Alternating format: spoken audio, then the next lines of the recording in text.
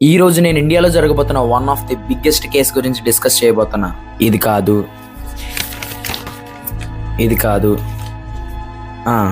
ఇది ఇండియాలోనే highest authority అయిన సుప్రీంకోర్టు ఆర్డర్ ఏంటంటే ఢిల్లీలో ఎక్కడ స్ట్రే డాగ్స్ని ఉంచొద్దు, వాటిని క్యాప్చర్ చేసి సిటీలోనే ఉంచకుండా తీసేయండి అని చెప్పింది. ఎస్, ఐ అగ్రీ, ఇది ఇష్యూయే. ఈ ఆర్డర్ని కొంతమంది అగ్రీ చేశారు, కానీ చాలామంది చాలా స్ట్రాంగ్లీ అపోజ్ చేశారు. అపోజ్ చేయడమే కాదు, చాలామంది ధర్నాలు ర్యాలీలు కూడా చేశారు. ప్రతి ఒక్కరికి this is a big issue. ఇది అంత పెద్ద ఇష్యూ అయినప్పుడు, అంతమంది ధర్నాలు ర్యాలీలు చేసినప్పుడు మీ అంతట మీరే ప్రతి స్ట్రే డాగ్ని అడాప్ట్ చేసుకోవచ్చు కదా. చాలామంది, more than hundreds and thousands of people, lakhs of people దీని మీద ర్యాలీస్ చేశారు, ఇన్స్టాగ్రామ్లో స్టోరీస్ పోస్ట్ చేస్తున్నారు.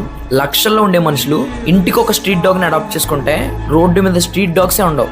Coming to the main topic, మీలో ఎంతమందికి విషయాలు తెలుసు?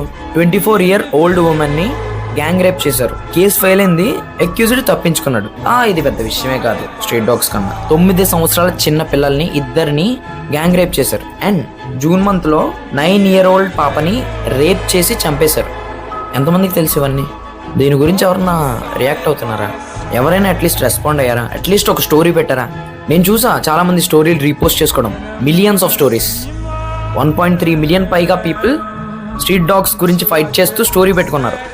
అదే ఆడపిల్లలకి, 24-year-old ఉమెన్కి, ఆడపిల్లలకి, చిన్న చిన్న పిల్లలకి జరుగుతుంటే ఎందుకు రియాక్ట్ అవ్వట్లేదు? నాకు అర్థం కావట్లేదు. ఇది పెద్ద ఇష్యూ కాదు కదా. ఇంకొక టాపిక్, 1,250 ఓట్లు ఫేక్ ఓట్లు పడినాయి. ఓట్స్ అనేది చిన్న విషయం కాదు. మనందరం రాజకీయ నాయకులను ఎన్నుకుంటాం, వాళ్ళు మనల్ని 5 years రూల్ చేస్తారు. 5 years వాళ్ళు ఎలా రూల్ చేసినా మనం వాళ్ళ కింద ఉండాలి. వాళ్ళు అంటే వాళ్ళు అంటే ఇది ఎంతవరకు వాస్తవమో ఎవరికి తెలీదు. ఎందుకంటే జస్ట్ 10 గజాలు అంటే ఒక 2 బాక్సులు, 2-3 బాక్సులు ఉన్న ఇంటి అడ్రస్ మీద 80 మంది ఓట్ చేశారు. వాళ్ళ హౌస్ నెంబర్ 0. వాళ్ళ ఫాదర్ పేర్లు ఏంటనుకుంటున్నారు? IFJKL ASDF. ఏంటివి?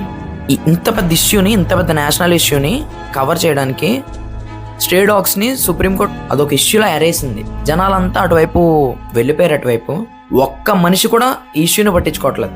జనాలకి ఇలాంటి సెన్సిటివ్ టాపిక్స్ అనవసరం. వాళ్ళకి కావాల్సిందల్లా స్ట్రీట్ డాగ్స్ని ఏమీ చేయకూడదు. ఏమీ చేయకూడదు. ఆ టాపిక్ని పట్టించుకోవద్దని కాదు, కాస్త ఈ టాపిక్స్ని కూడా పట్టించుకోండి. Thanks for watching.